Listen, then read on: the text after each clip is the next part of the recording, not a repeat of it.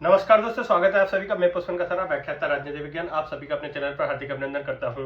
दोस्तों, आप लोगों की तैयारी काफी अच्छे से चल रही होगी क्योंकि आरपीएससी ने आपको एक गोल्डन अपॉर्चुनिटीज अभी प्रोवाइड करवाई है कि 26 तारीख के बजाय आपको 6 तारीख को पेपर लिया जा रहा है। जी, इससे क्या आपको फायदा उठाना चाहिए इस डेट का, उसके बारे में अपन चर्चा करेंगे। और जो अभी स्कूल व्याख्याता के 2 ग्रुपों के जो पेपर हुए हैं 23 और 26, जो आज एक पेपर हुआ है, उनकी अपन चर्चा करेंगे इस वीडियो के माध्यम से कि किस प्रकार के क्वेश्चंस का लेवल आ रहा है और आपको किस प्रकार की अब तैयारी अपनी रणनीति अपनानी चाहिए कि आप अपना जो 40% का मिनिमम क्वालिफिकेशंस का इसमें रखा है आरपीएससी ने, उसको आप क्वालिफाई कर पाओ।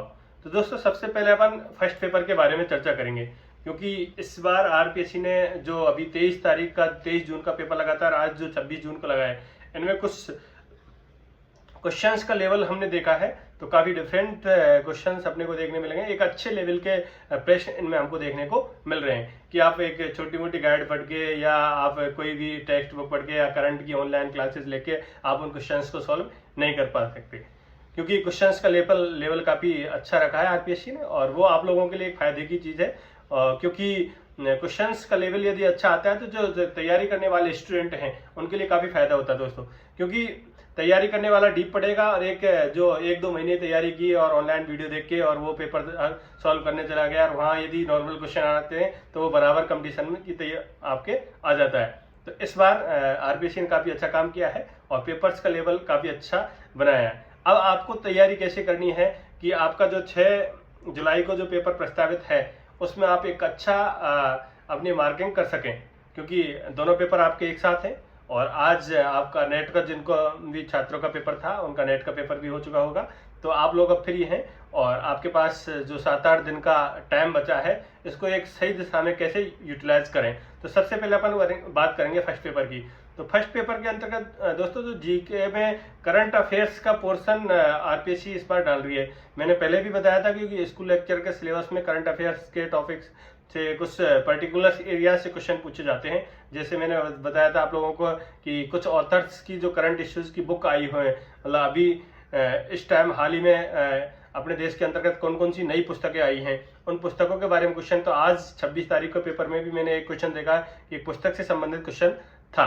तो आप अभी हाल ही में जो प्रकाशित पुस्तक हैं कि मैक्सिमम आप जनवरी से लेके और अप्रैल मई तक देख सकते हो।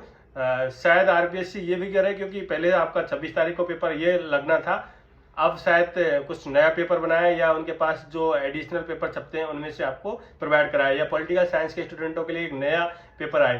तो आप लोग में 1 महीने की मंथ की करंट अफेयर एक्स्ट्रा पढ़ के जाएं कि आप लोगों का अप्रैल तक का तो करंट अफेयर आ ही रहा है, अप्रैल तक का आप लोगों ने पढ़ा है, तो आप मई का भी पढ़ के जाएं और देखें तो थोड़ा सा जून का भी देख के जा सकते हो, एक क्रोनोलॉजी जून की भी आप पढ़ के जा सकते हो।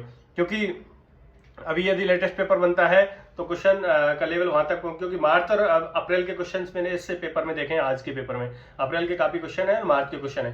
तो आप क्या करेंगे कि एक जनवरी से लेके और मई तक की अंतर्राष्ट्रीय क्रोनोलॉजीज को एक बार रिवाइज करके जाएं। उनमें से डायरेक्ट क्वेश्चन बनाए जा रहे हैं। आप कोई भी किताब लेके आए करंट अफेयर की, उसको साइड में आप लोगों ने पहले पढ़ ली होगी, अब उसको ज्यादा पढ़ने की जरूरत नहीं है और उसमें से डायरेक्ट क्वेश्चन नहीं आ रहे। चाहे आपने विनोद स्वामी की खरीदी है चाहे किसी भी की खरीदी है, क्योंकि आरपीएससी जो क्वेश्चंस पूछ रही है वो उनमें से कवर नहीं हो पा रहे। कुछ क्वेश्चंस आ रहे हैं पर पूरे कवर नहीं हुआ। क्रोनोलॉजी आपके लिए काफी फायदेमंद साबित होगी। आप ऐसा करें कि जनवरी से लेके और बेसिकली मार्च अप्रैल मई जून इनकी क्रोनोलॉजी को अच्छे से पढ़ें।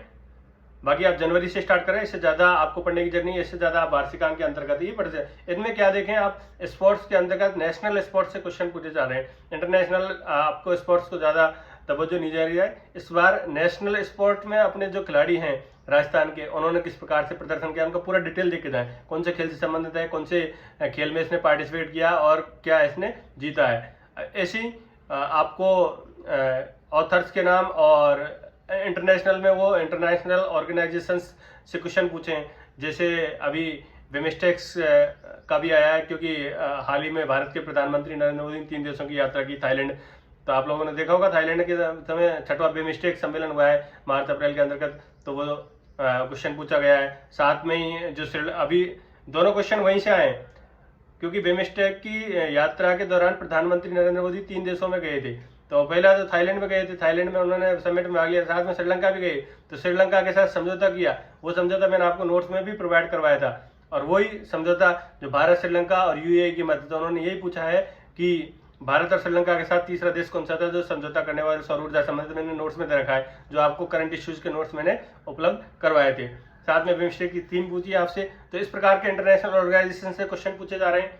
साथ में स्पोर्ट्स के मैंने आपको बता दिया, साइंस टैग से एक क्वेश्चन पूछा जा रहा है कि कौन सा मिशन है और क्या छोड़ा गया, तो इनको भी आप थोड़ा सा देख के जाएं। तो करंट इश्यूज पे थोड़ा सा फोकस करके जाएं, क्योंकि आपको वो उनमें लीड लेनी है। साथ में जो आईसीटी और जो साइकोलॉजी और मैनेजमेंट के इनके क्वेश्चन लेवल के पूछे जा रहे हैं, तो आपके पास जो कंटेंट है उसी में से पढ़ के जाए, घबराने की जरूरत नहीं है। आप थोड़ा सा देखें कि 23 वाले पेपर में कैसा क्वेश्चन पूछा है, 26 वाले पेपर में किस प्रकार से क्वेश्चन पूछा है, उनको समझने की कोशिश करें। उन्हीं टॉपिक्स के आसपास से क्वेश्चन बनाने की कोशिश की जाएगी नेक्स्ट पेपर में भी, क्योंकि आप लोगों ने देखा 23 में जो क्वेश्चन पूछा है वो 26 में उन्हीं टॉपिक्स के आसपास से क्वेश्चन आरपीएससी पुटअप करती है, तो आप वो चीज पढ़ के जाएं।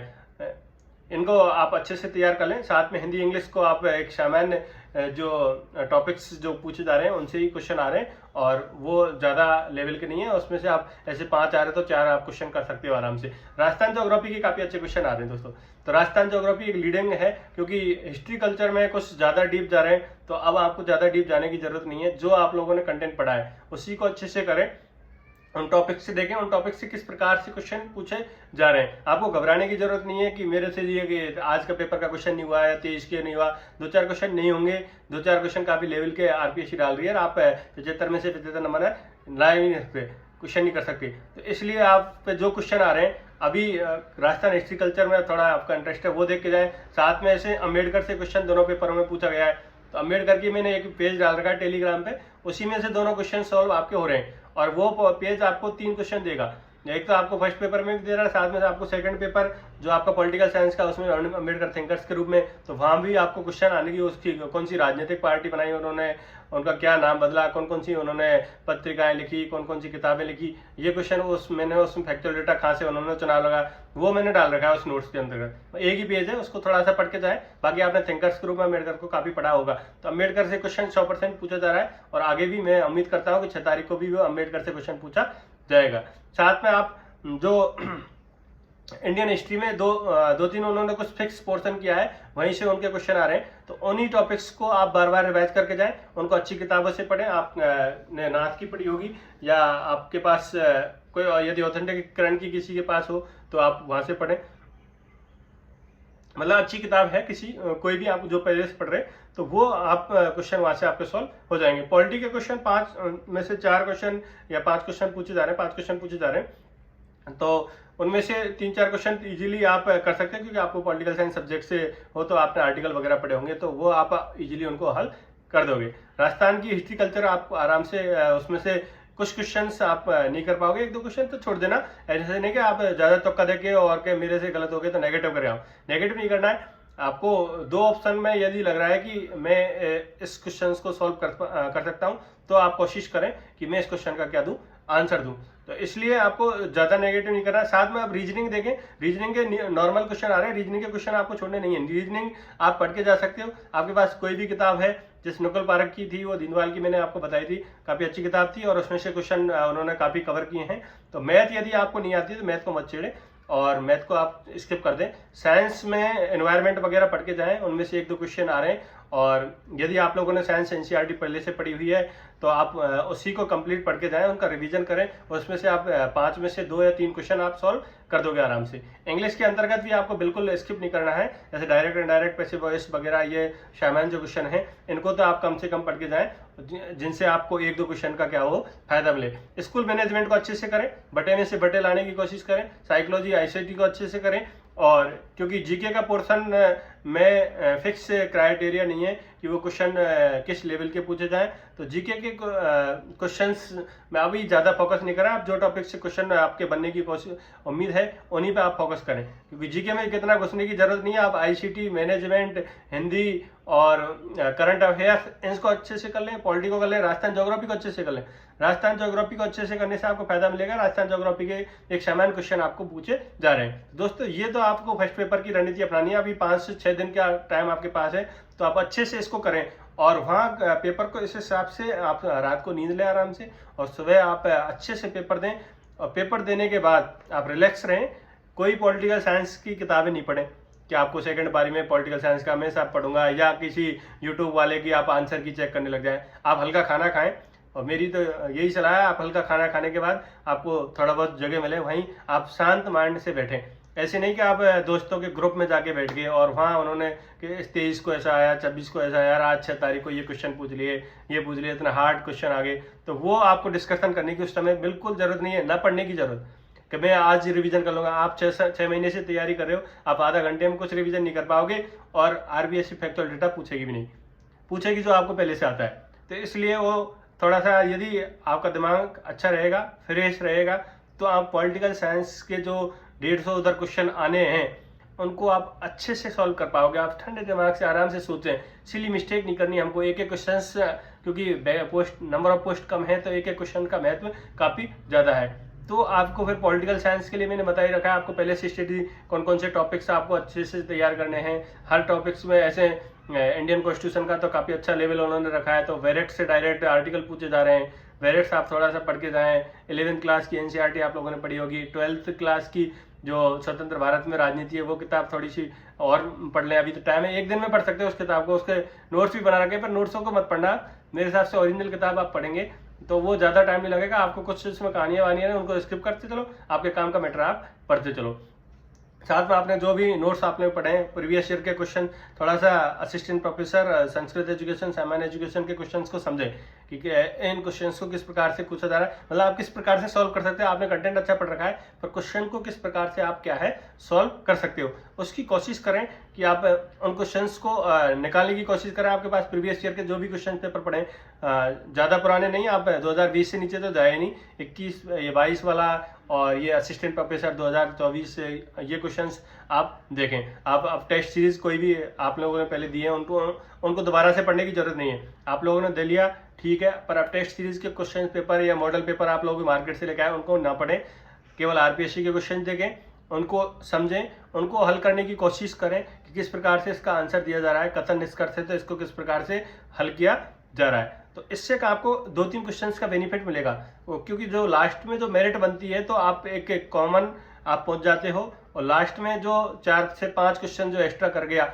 वो फाइनल सिलेक्शन लेके जाएगा। तो इसलिए इसमें आपको थोड़ी सी रणनीति अपनानी है।